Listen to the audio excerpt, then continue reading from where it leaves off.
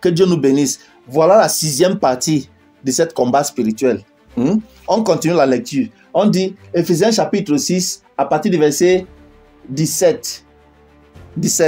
Il dit, prenez aussi le casque de salut et l'épée de l'esprit, qui est la parole de Dieu.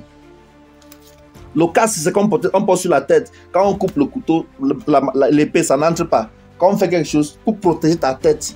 Et qu'est-ce qui protège la tête d'un enfant de Dieu? Qu'est-ce qui protège un enfant de Dieu? On dit que c'est le salut. Ça veut dire quoi? Tu es déjà sauvé. Tu ne mourras plus la seconde mort. Même si le diable fait quoi? Tu ne vas pas aller en enfer.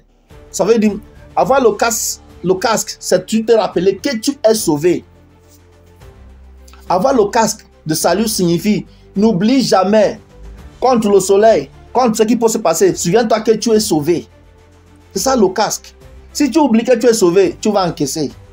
C'est là que tu vas commencer à dire, on te dit que tu as une malédiction qu'on va briser, il faut amener tel, faire tel, il faut gêner comme ça, faire comme ça. Non, non, non, ce n'est pas ça. Souviens-toi que tu es sauvé. Tout ça, ça va ensemble. Maintenant, on dit l'autre, l'épée de l'esprit. Voilà ce qui est important. L'épée n'est pas pour se défendre. L'épée, c'est pour attaquer. L'épée, c'est pour attaquer. En tant qu'enfant de Dieu, quand tu as ton épée, on dit que c'est la parole de Dieu qui est l'épée de l'esprit. Ce n'est pas ta propre parole que tu dois dire, c'est la parole de Dieu. Tu comprends? Quand le diable vient, tu lui dis, il est écrit, c'est la parole de Dieu. Souviens-toi, quand il a tenté Jésus dans le livre de Matthieu 4 et Luc 4, Jésus disait, le diable disait même qu'il est écrit. Jésus disait, il est aussi écrit. Tu comprends? Donc tu dois rappeler chaque situation, c'est que la parole de Dieu dit.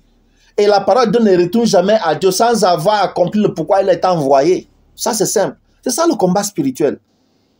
Maintenant, comment se fortifier dans le Seigneur? Selon le premier partie qu'on a lu, verset 10 à 11 là, qui a dit, au reste, fortifié dans le Seigneur. C'est ayant ces armes-ci, quand tu as toutes ces armes sur toi, on ne les dépose pas. C'est ça qui compose, c'est ça qui te compose en tant qu'un enfant de Dieu complet. Quand tu as ça sur toi, tu es fort. Tu es fort. Et après, ce que le diable peut te faire, après avoir surmonté, tu vas te tenir ferme. C'est ça. Maintenant, je vais faire une dernière partie encore pour montrer ce qu'il faut faire avant de prier. Ça, ce sont les armes que nous avons en tant qu'enfants de Dieu. C'est ça qu'on appelle combat spirituel. J'espère que vous avez compris, mes frères. Dieu vous bénisse.